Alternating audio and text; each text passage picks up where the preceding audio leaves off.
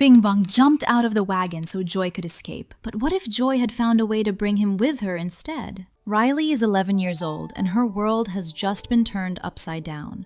Her family moved from Minnesota to San Francisco, away from her friends, her hockey team, her bedroom, the pizza place with the weird smell that she somehow loved anyway. Everything familiar is gone, and what replaced it is smaller and colder and nothing like home. Inside Riley's mind, Joy has been running headquarters since the beginning. She is the first emotion Riley ever felt, and she has taken that responsibility seriously every single day. Her mission is simple and total. Keep Riley happy. Protect the core memories. Make sure the islands of personality stay lit and strong. But the move broke something. Sadness keeps touching the core memories and turning them blue. Joy does not understand why and does not have time to figure it out because everything is going wrong at once. During a moment of chaos, Joy and Sadness get accidentally swept out of headquarters and into the vast landscape of Riley's long-term memory. Without them, anger, fear, and disgust are left in charge. And without Joy, the islands of personality begin to go dark, one by one. Joy and Sadness have to find their way back. Across the memory dump, through imagination land, past abstract thought and the dream studio, all the way back to headquarters before Riley loses herself completely. Along the way, they find Bing Bong, Riley's imaginary friend from when she was 3. Part cat, part elephant, part dolphin, made of cotton candy, and deeply, genuinely happy to see them. He has been living in the memory dump for years, forgotten as Riley grew up, but not bitter about it. He is exactly who he always was, warm and silly and completely devoted to Riley even though Riley no longer remembers him. He helps them. He knows the memory dump better than anyone. And when the rocket wagon fails to reach the top of the cliff and Joy needs to escape alone, Bing Bong makes the choice that breaks every heart in the audience. He jumps out.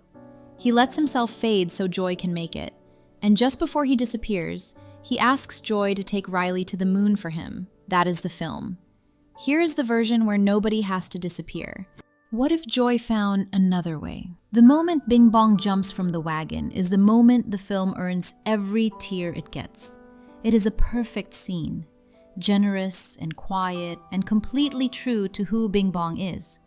Someone who loves Riley so much that his own existence matters less to him than her joy. But what if Joy, in that moment, remembered something?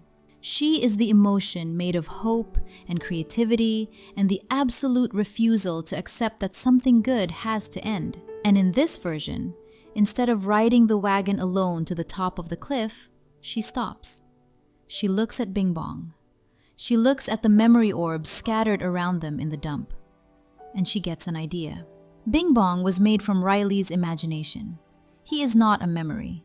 He is something Riley created, which means he follows different rules than the forgotten things around him. Memories fade when they stop being visited, but imagination does not fade the same way.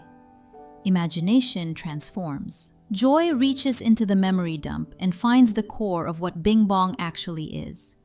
Not the cotton candy and the rocket wagon and the song. The feeling underneath all of that. The pure, uncomplicated delight that Riley felt at 3 years old when she invented a friend who could be anything and do anything and love her without conditions. That feeling is still inside Riley. It never left. It just grew into something else. Into the creativity that makes her draw pictures. Into the warmth she feels toward her hockey teammates. Into the way she can make her friends laugh without even trying. Joy takes that feeling and holds it up like a memory orb, and it glows. Not the faded yellow of something being forgotten, the full, bright gold of something that is completely and permanently part of who Riley is. Bing Bong looks at it. He understands what Joy is showing him. He is not going to the moon.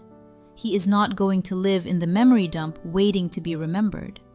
He is going somewhere better.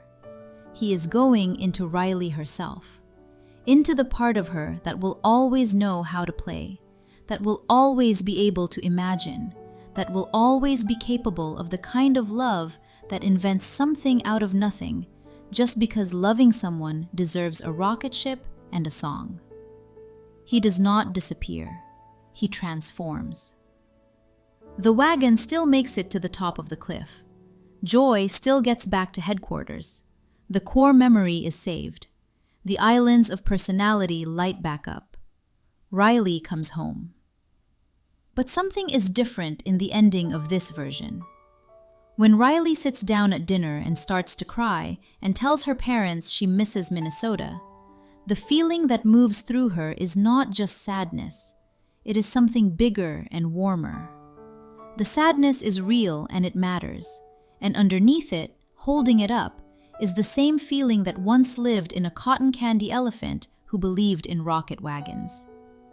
The final scene is Riley asleep that night. Inside headquarters, everything is quiet.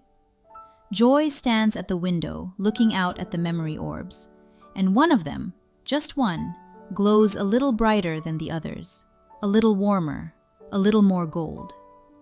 Sadness stands next to Joy and asks what that one is. Joy smiles. She says it is Bong. She says he found a better way to stay.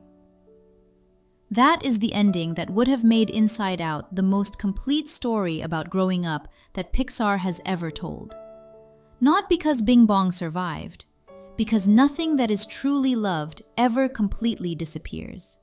It just finds a new way to be part of you. Bong asks Joy to take Riley to the moon. What if he found a way to come along after all? Drop your answer in the comments and subscribe for more alternate endings.